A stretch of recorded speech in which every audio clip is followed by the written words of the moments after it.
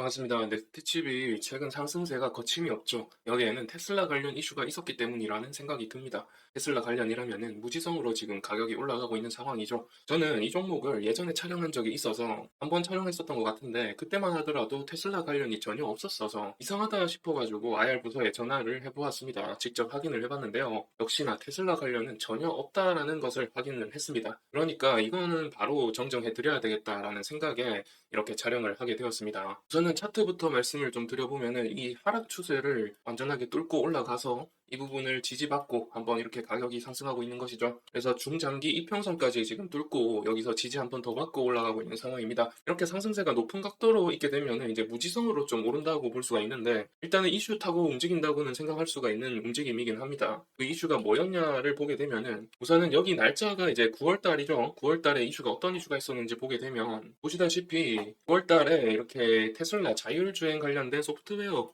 출시해서 공급할 가능성이 있어서 기대감에 오르고 있다고 하고 있죠. 일단 테슬라는 완전 자율주행 차를 출시하겠다라는 선언을 한 상황이고요. 넥스트칩 같은 경우는 사업 개요를 한번 같이 보시면서 말씀을 드려보면은 자율주행 차 관련이기는 합니다. 보시면은 차량의 누운 역할을 할 수 있는 카메라, 라이더스 뭐 이런 이제 주변의 사물이나 사람을 인식해서 그것을 뭐 딥러닝을 해가지고 AI가 자율적으로 처리를 해서 피하거나 뭐 이렇게 되는 거잖아요. 거기서 눈 역할을 하는 이 센서나 카메라 모듈 이쪽에 지금 반도체 칩을 생산할 수 있는 IP 기술을 갖고 있는 업체가 되겠습니다. 그뿐만 아니라 뭐 후방 카메라, 전방 카메라, 뭐 블랙박스 뭐 이런 것들에 지금 반도체 칩에 대한 IP 기술을 다 갖고 있기 때문에 여기에서 매출이 계속해서 발생하고 있는 업체이긴 합니다. 그래서 그리고 이제 펜리스 IP 업체이기는 하나 그 반도체 칩을 받아가지고 제품 조립까지 다 해가지고 테스트 조립까지 다 해서 공급하고 있는 업체이기 때문에 그 제품들을 테슬라에 공급할 가능성이 있다. 이렇게 해서 이제 주가 가격이 올라가고 있는 것인데 그 부분에 사실 확인이 없이 투자를 하게 되면은 낭패를 볼 수도 있기 때문에 여러분들께 사실 확인을 시켜드리고자 IR 부서에 전화를 해서 제가 직접 확인을 했습니다. 가장 먼저 이제 궁금하실 것 같은 내용이 이제 테슬라향 공급 가능성에 대해서 물어본 것에 대해서 좀 궁금하실 것 같은데 테슬라향으로 전혀 뭐 공급 가능성 없다라고 밝혔고요. 그 부분을 음성으로 조금 증명해드려야 될 것 같습니다. 그래서 조금만 들려드리면요. 그러면 지금 그 사실 이슈가 테슬라 관련으로 이슈가 있는데 이게 지금 테슬라향으로 뭐 공급 계약 체결된 게 있나요?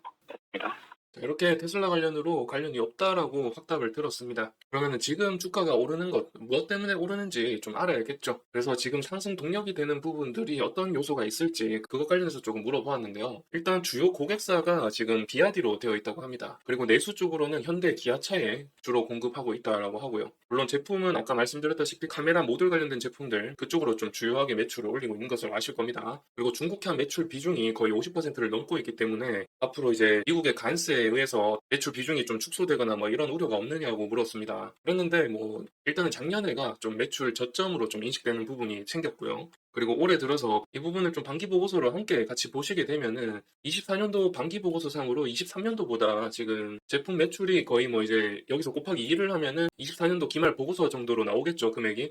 그래서 240억 정도가 나올 거고요. 그리고 용역 매출에서 거의 5억 정도가 나올 걸로 보이죠. 그래서 지금 여기 곱하기 2를 했을 때 합계가 거의 240억 정도 된다는 걸 알 수가 있습니다. 252억 정도 나오겠죠. 그러면은 23년도 기말에 160억 나온 거에 비해서 이 매출의 성장을 확실히 눈으로 확인할 수가 있는 거죠.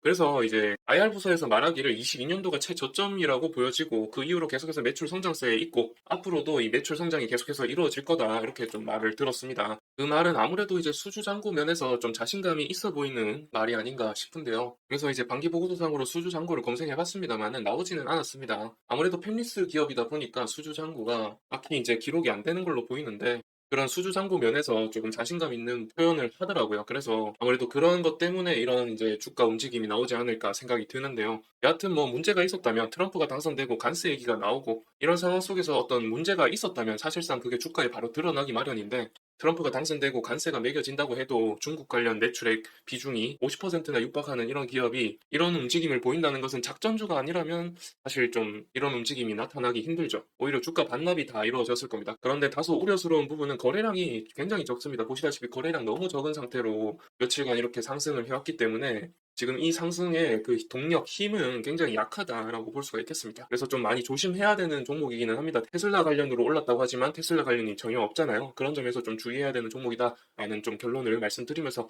이번 영상은 좀 마쳐봐야겠습니다. 아무튼 간에 테슬라 관련이 아니기 때문에 좀 주의 많이 하시면서 투자 계획 세우시고요. 이 영상 좋으셨다면 좋아요와 구독 부탁드리고요. 다음 영상에서도 유익한 정보로 찾아뵙도록 하겠습니다. 시청해주셔서 감사드립니다.